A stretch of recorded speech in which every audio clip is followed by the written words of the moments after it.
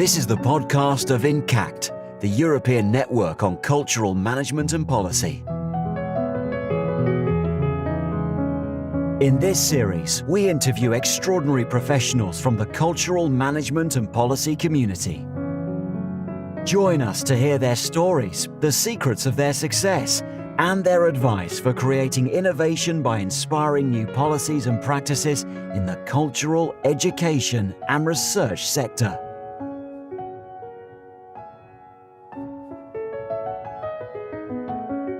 A big welcome to all of our listeners around the world to the ENCATC Academy podcast series. I'm Pravali Bangeti, the Policy and Communications Officer at ENCAT, and this podcast is part of a special series in which we talk with inspiring leaders committed to contributing to the sustainability of the cultural and creative sectors. This series of podcasts is being registered in the framework of the ENCAT Academy on Sustainable Cultural Management and Policy, which took place in April 2024 in Lille, France. These conversations with cultural leaders are meant to inspire current and future generations of practitioners in developing new sustainable practices and policies. So join us as we go on to this journey.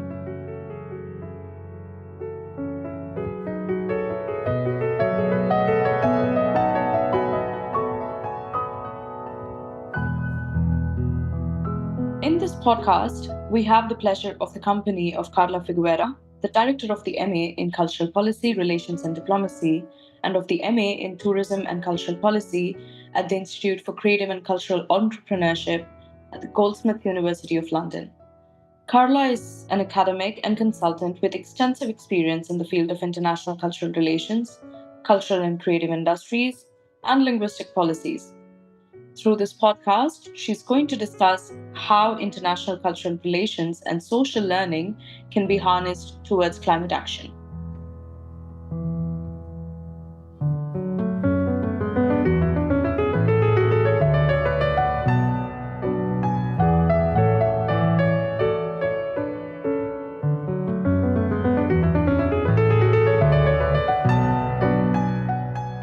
Hello, everyone.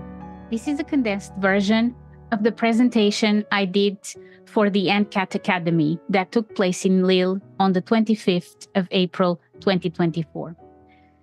Here I explore how international cultural relations and social learning can contribute for climate action. I would like to start with this question. How do we imagine and work together towards a better future for a more than human world?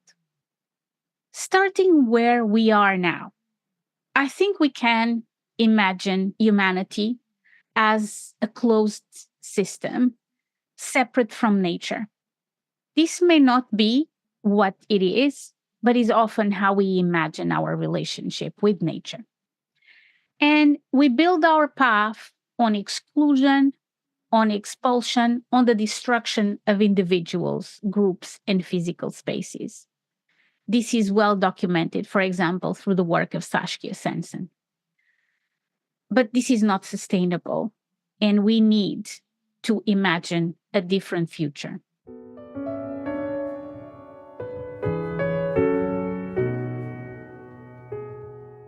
There are facts that we need to face up to, although undoubtedly there are climate deniers. But I will assume we are on board and that we accept that, we should really be making adjustments to combat climate change, to avoid temperature rises that will further potentially have catastrophic impacts into our natural environment and also in the way we live our lives. And I think, no one will deny, how COVID-19 pandemic has shown us that despite the terrible situation, humanity does come up with innovative coping strategies. Activities can be put in place, actions can be put in place that allow us to thrive in new ways and allow us to reconnect to our communities and natural environment. I think we all experienced in different degrees this comeback to nature during the COVID pandemic period. Of course, this ecological crisis is a complex global problem, and it does require simultaneous leverage point interventions at international, national, local, and individual levels. We won't have one single solution to solve this very complex problem. And I feel that social learning together, will support us in this meaningful work that undoubtedly we need to accomplish together. It won't be one person, one organization, one country. We do need to come together and work together to find different solutions. I do feel that each and all of us needs to focus on caring to make a difference.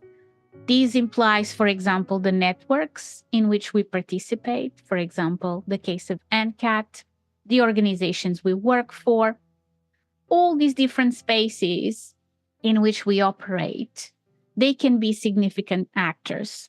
And we need to tap into this collective wisdom through social learning spaces in identifying and developing these leverage point interventions that can change systems and then enable us to tackle the ecological crisis, contribute to climate action, and then achieve a sustainable, or some may now say regenerative, cosmopolitan, and inclusive human society. These leverage points are places within a complex system where a small shift in one thing, particular interventions, can produce big changes in everything. And this concept of leverage points was developed by Meadows in 1999. So it has a long history, obviously part of the ecological thinking, but that we need to return to and remind ourselves that action needs to follow. So the aim of my presentation is to share and discuss with you this argument that cultural relations activities and exchange are an underused intervention for the possibilities of positive ecological change and regeneration, and also advances the idea that individuals, groups, communities, networks, organizations can have the greatest impact if they themselves follow the practices of social learning and adopt a care approach to cultural relations. I have written about this with my American co-author, Amy Fullman of Meaningful Engagement, and you can find some of our ideas and some of the ideas I will present here in this intervention in writing. So, for example, in the Cultural Relations collection of the British Council, there is an article on emergencies, engagement, cultural relations, and climate action. There are other publications that I've authored that are freely available online, such as one I did for the ENCAT magazine, which was published in August 2022, and also an article I'm currently developing for IFA that is currently in a draft form available in my university's online repository.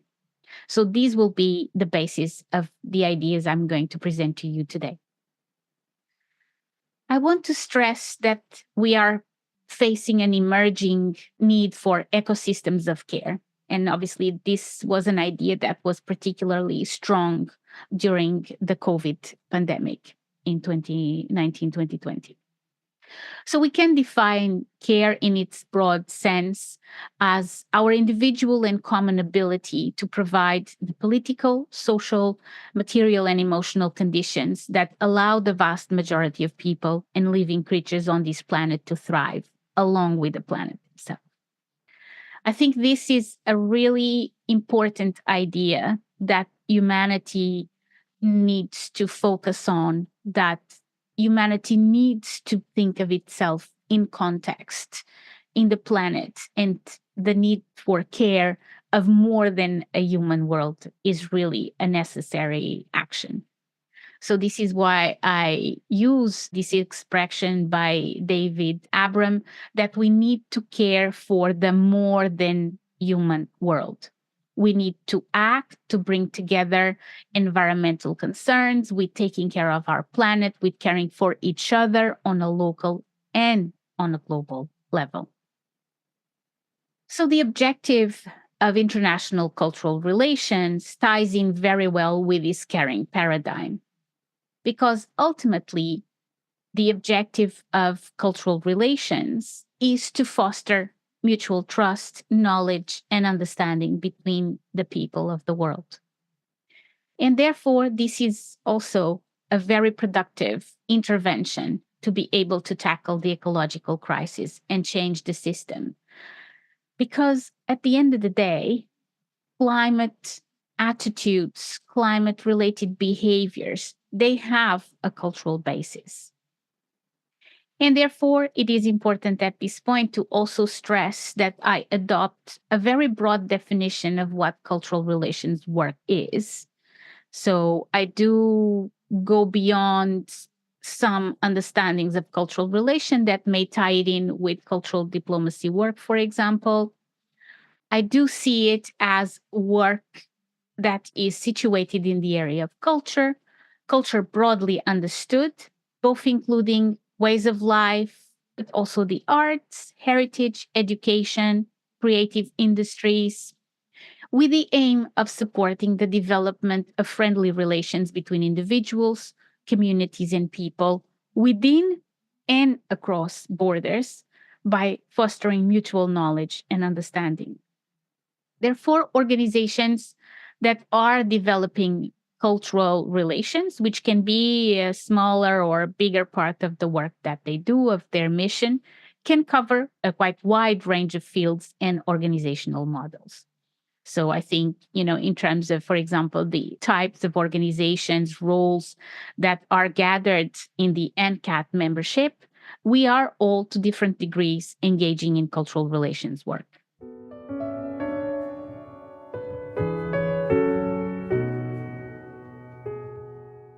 But I want to talk a little bit more before I go into how I see cultural relations and social learning engaging in climate action, talk a little bit more about what do I mean by a cultural relations approach.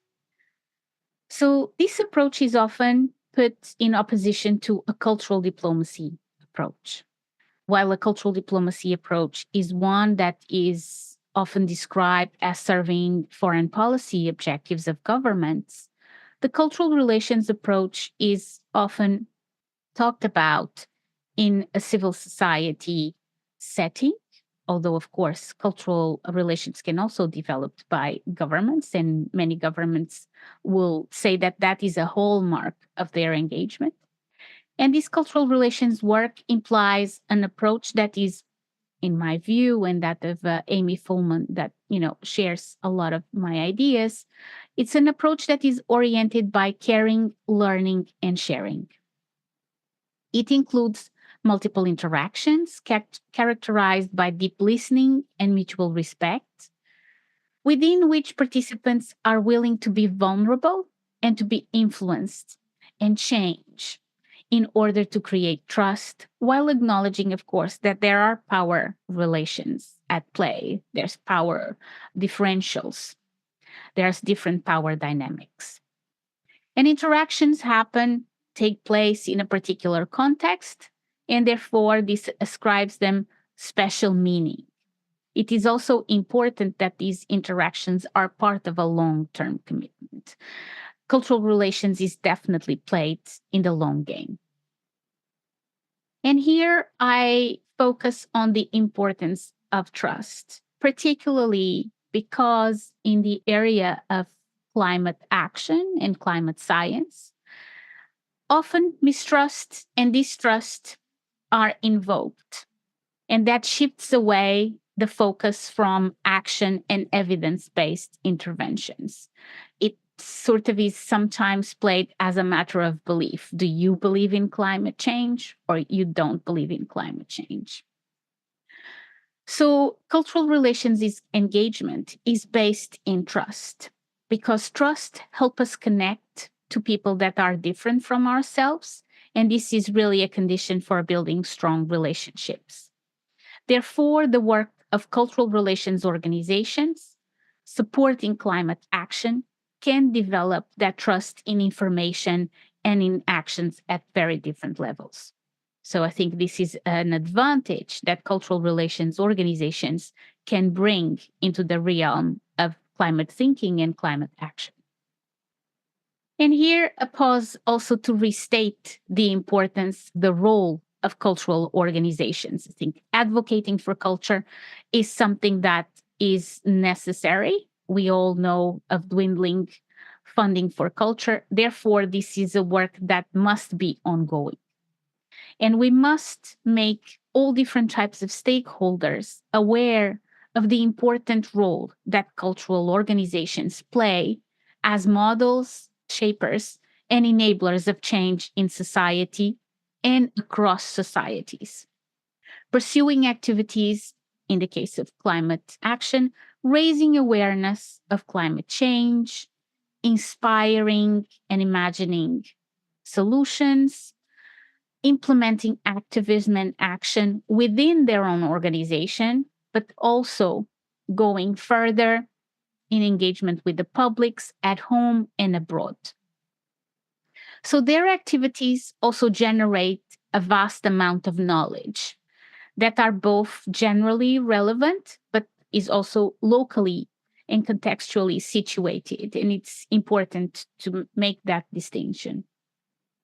And this type of knowledge that is generated can be part of feedback loops across the complex system of policy and practice that affects climate action. Therefore, it's critically important that cultural organizations embrace formative, adaptive learning opportunities to contribute effectively to climate action. And before I move on to the next part of the puzzle, which is the social learning, I just want to briefly pause here on dimensions that both myself and Amy Fullman have explored on our British Council article that we see as different facets of work that is done by cultural organizations supporting climate action. So we feel obviously that there's a need to accelerate these different types of solutions in the next decade. And therefore, we really, want to contribute to the thinking of how can cultural relations work, engage in this area. And we've outlined 4 dimensions. One is the greening of cultural relations organizations. And a lot of these examples we have been exposed to during the ENCATC Academy in Lille.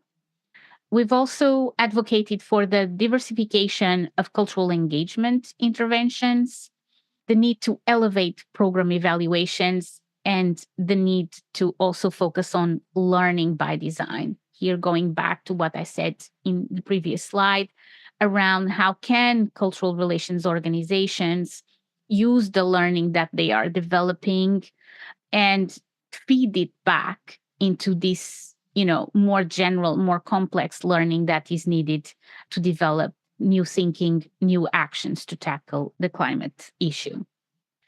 I don't want to in depth into all these dimensions just because we don't have the time at the moment in this podcast, but I will encourage you to go and read our article. I just put a slide here with an example of the Finnish Cultural Institutes, but you will have from many different organizations, as I said, those that were presented here in the ENCATC Academy, but I'm sure of many, including your own organizations, that are making extensive efforts to green your own activities.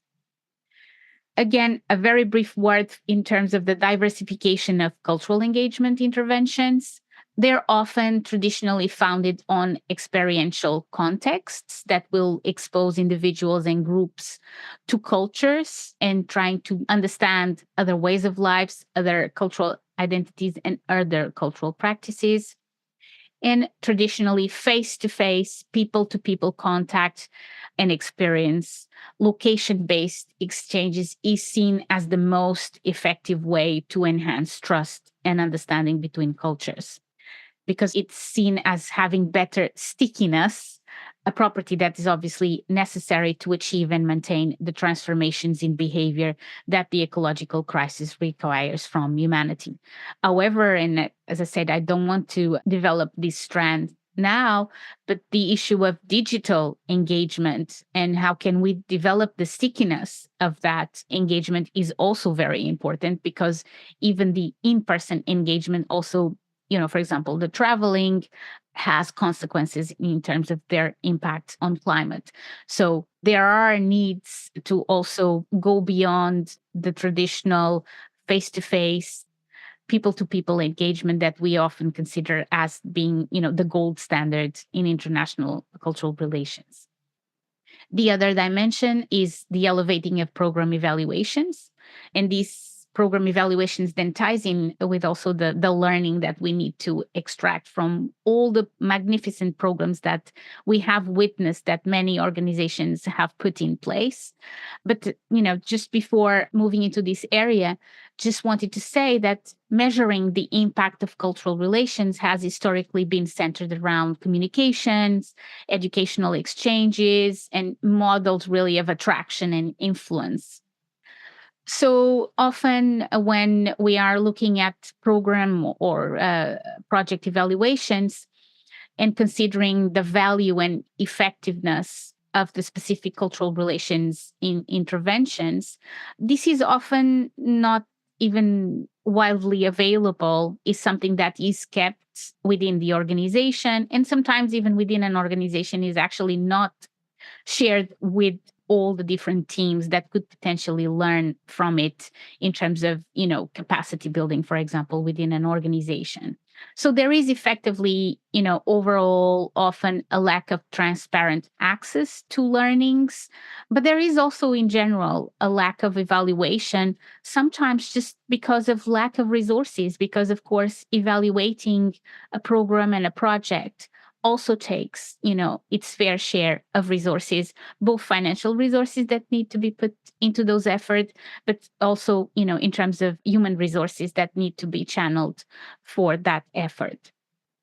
Further, in terms of evaluation, and here already thinking about climate programs, many of the field-based programs that have been put in place are localized in geographic priority countries or regions. And scaling that up often does not then happen. It's kept at that very localized level.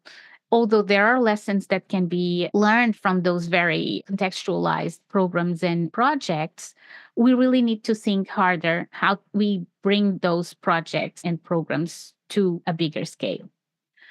Also wanted to highlight that this sort of experimentations also happens without, often standardized or unifying management measures, which then also makes it more difficult to share organizational learning. So I think there is quite a lot of thinking that organizations need to do in terms of their processes and procedures that then can make the learning that is obtained from projects and programs and enable that to be shared more widely, both internally and also externally with similar types of organizations. And here we're moving more into really what the second part of my address is, which is about social learning and this need that cultural relations organizations need to become learning organizations. Obviously, this is a need not just for cultural organizations, but for organizations in general. There's a lot of projects that have been developed. There's a lot of knowledge that staff has accumulated over the years in all the different experiments and interactions that they have. And we really need to make the most of that. It cannot just be for that person or for that organization at that moment in time. We need to find ways to share that more widely. So we can see as building blocks of a successful learning organization, having systematic problem-solving experimentation with new approaches, being certain that they want to learn from themselves and from the experience of others, and also that they have to have systems in place for an efficient dissemination of knowledge throughout the organization and the networks in which they participate. So, and now this is where I think the work of Etienne and Beverly Wenger Trainer around communities of practice can be very important for us to harness as a tool to develop our organizations as learning organizations. So I want to talk a little bit about social learning spaces, communities of practice, and also want to talk more broadly about landscapes of practice and systems convening.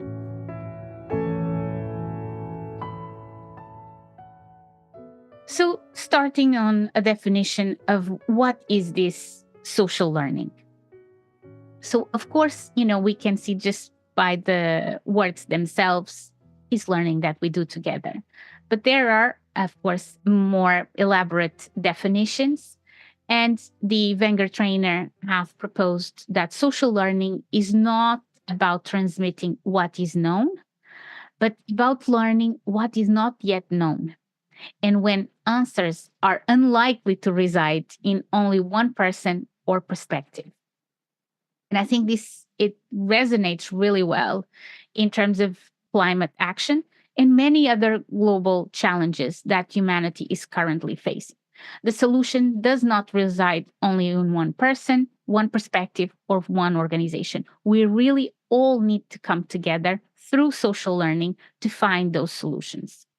So, of course, we engage with others in many ways. After all, humanity is about that, relatedness, connectedness, and social learning is part of this perspective.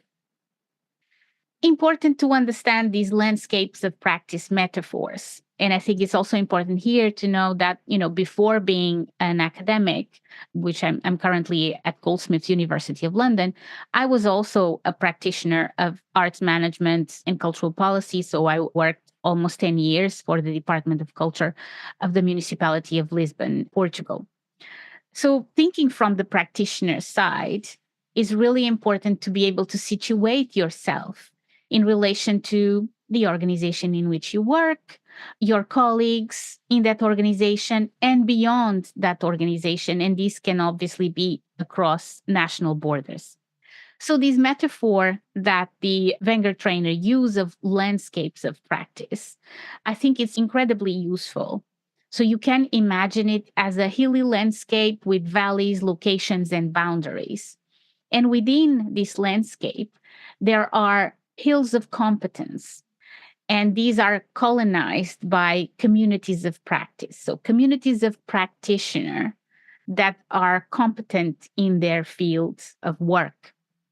So, and there is a history of learning in this landscape that is actually made concrete through these communities of practice. And these communities can be informal. They don't have to officially call themselves communities of practice. And I think we've all witnessed this in our work. Maybe, directors of theaters that occasionally get together to share their concerns and find solutions for common problems, for example.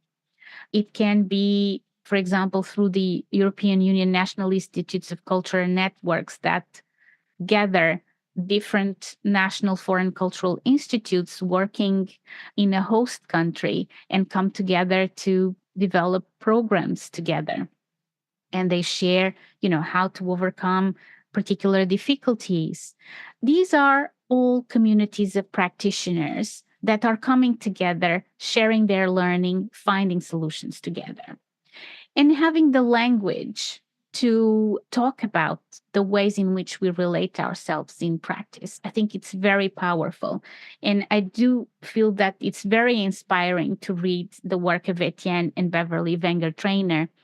And that's why I wanted to really share with you these metaphors of landscapes of practice and then social learning spaces, communities of practice, and systems convening. So, but going back here to the metaphor of the landscapes of practice, as I said, you can position yourself, your team, your organization in the landscape.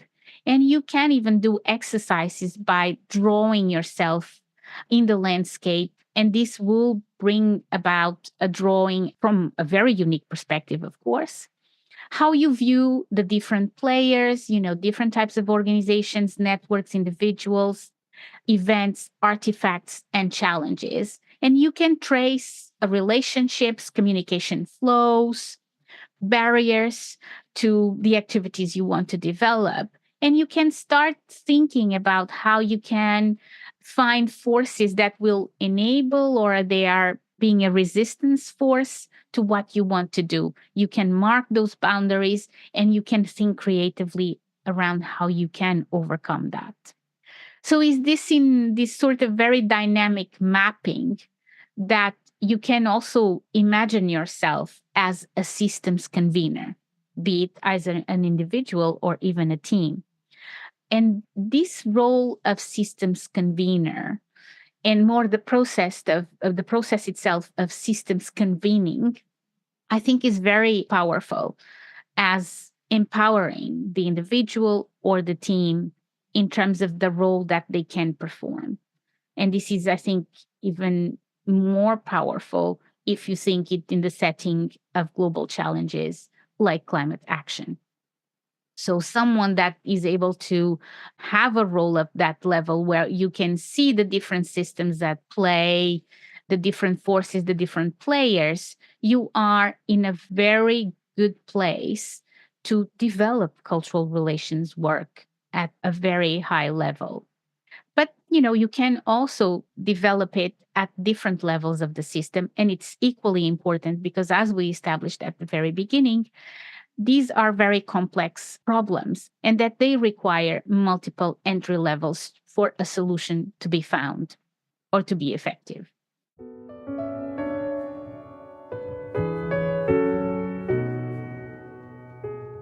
And now, in terms of exploring a little bit more the concepts and the language, I wanted to talk a little bit more about social learning spaces and communities of practice. So, social learning spaces can be thought as something that is broader and more diffuse than a community of practice. And I will use actually some extracts from the Wenger trainer's work to make this clearer. In social learning spaces, participants engage to get better at making a difference they care to make. They explore the uncertainty of their knowing how to make the difference, and they pay attention to the responses that come back to them in terms of effects, reactions, feedback, data. So while social learning spaces do have the learning flavor that is associated with the communities of practice, they're not necessarily a community of practitioners. So it's not necessarily specific about a practice, let's say a practice of arts management or a practice of doing cultural diplomacy. So it does not require the construction of a regime of competence to define the membership. So the social learning spaces are simpler than communities of practice that are often structured around a specific practice. So the community of practice is established around a specific repertoire and a regime of competence that each member recognizes in terms of their ability to engage in that specific practice. So it is a mode of learning interaction in which people engage with each other as learning partners. It's important to differentiate this because it's very important to be able to label things in better ways. And so the distinction between a social learning space as a more diffuse space where we are coming together, but not specifically engaging exclusively in a specific practice or having a regime of competence. It's an important label and one in which we often engage more often. And perhaps we are also part at the same time of a community of practice, but that is a much more specialized around the practice. So being, a visual artist or being a theater director, being a director for a national cultural center. So those are more or less established regimes of competence that focus on a specific practice. And I think for challenges that are global, such as climate action, social learning spaces are a more productive label in that way because it enables us to break from specific communities that only bring together very specific practitioners.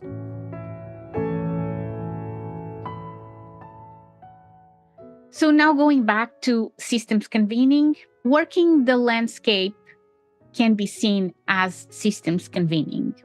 So it's a particular kind of cross-boundary leadership work that is enacted in a broader landscape of practice. So it is an approach that is set in social learning theory and practice for people who care to make a difference to challenges with multiple moving parts in socially complex contexts. So I think this fits very well what cultural relations organizations can do when faced with, having to act in terms of climate action. You are situated in a particular place of that landscape, but you need to have a broader overview, and the staff needs to be able to be aware of that broader landscape and what are the forces, what are the barriers, to be able to strategically act in that area. So we are now witnessing in many organizations, often in education and in health, that we have jobs that are labeled as systems convening. And probably it's more productive to think about this in terms of action systems convening than actually as a role of systems conveners. But this can be actually quite an empowering role. So what do we mean by people that do this systems convening work? Who are these systems conveners? I think a lot of us can think about ourselves as systems conveners, working across boundaries to enable the learning, to enable solutions to be found. So, by convening new learning partnerships, these systems conveners believe that people will develop the ability to make a difference. So, by interacting with each other, by learning about each other's perspectives, by finding common grounds, by respecting differences. So, this social learning approach means that systems conveners work with people where they are, and they take them along on a joint learning journey. I think many of us already do this type of work. Often we don't have the language to talk about it. And that's what I find really exciting in bringing social learning approaches and terminology and concepts to the work that arts organizations and cultural relations organizations do. And here, a brief parenthesis to talk about identity, meaning, and agency, which is of extreme importance in systems convening work and, in general, cultural relations work. So, identity allows us to make meaning, but it's important for us to take a moment to consider if we all have the power to voice and act on that meaning. Do we have the power to make the difference or to make a difference? And how can we all be empowered to make meaning and have agency while being respectful and caring of others? So here, of course, it is important to be educating for diversity, for respecting people, for respecting the planet. And that's, why cultural relations work is so important in terms of focusing on the maintenance of dialogue, of building trust, of connecting and working across systems. Because this could all be the theme of another address. So now, just to really bring all the different aspects together of cultural organizations and social learning, I see that cultural organizations, cultural networks can purposefully enable social learning spaces, these spaces for dialogue, for learning together. Where this happens, it can be both internally within the networks, within the organizations, but of course, outside of that remit of the organization and the network itself, across the landscape of practice in which they work, across communities of practice, because as we ascertain, those are more restricted. And the participants, be it members, partners, publics, they can discuss different approaches. They can share solutions to problems that they encounter in their different practices. And it's then important for us to continue encouraging active participation in those spaces, because this mutually seeding, sharing through different domains of practice is what is going to enable us to imagine the necessary solutions for the future. So, for example, in terms of our practice, we can be at the same time an audience, an arts manager, an educator, a cultural attaché, or an artist. And of course, some of us may be more or less aware of our positionings and the weaving of these different regions of competence and practices in the larger landscape. And I think it's really important to take a moment to really consider our positioning and how we are participating in all these spaces. And thus, I hope that we can really continue advocating for the important role that cultural organizations have in tackling societal changes. But how are we signaling that we care to make a difference through climate action? And how are we doing this with others? So it's a question, I think, that needs to be a constant question that we need to ask ourselves, ask of the activities of our organizations, because it needs to be more than just performative. We need to keep track of, what we are doing, the impact that we are having, and how we are feeding forward these lessons so that others can take it for what it may be useful for them too. And I would then conclude briefly to say that, climate change as a global issue obliges to imagine a new future for humankind in relation to the broader ecosystem in which it lives through collaborative actions. Just thinking in terms of sustainability and greening is really insufficient. If we are, of course, alluding to very restrictive meanings of these concepts, we need to go beyond that. And many of us are now thinking that maybe sustainability is a concept that we need to rethink. Perhaps other concepts like regenerative can be an alternative. And then in the area of international cultural relations, or for short, cultural relations, with its theoretical emphasis on building mutual trust through long-term relationships and its operational potential to address change, both simultaneously on a global scale, but also in local context, that it is an underutilized resource to address the uncertainty and urgency that characterizes the ecological crisis. Therefore, the coming together of individuals through cultural engagement, with learning at the core and stressing contextual meaning and commitment, is a crucial level of action to enable more systemic change and tackle the current global challenges. So I hope that what I've shared can spark a little bit of your imagination, how cultural relations organizations, cultural relations work in terms of the work that cultural organizations and networks can do, can contribute to climate action, but also to many other societal challenges that we currently face. And, I'll be very happy to continue this conversation on an individual basis, and feel free to connect with me on LinkedIn. It was a pleasure to be part of this ENCATC Academy once more. Thank you. You have been listening to the podcast of ENCACT, the European Network on Cultural Management and Policy. To learn more about us, our activities, and how to become a member, visit encact.org.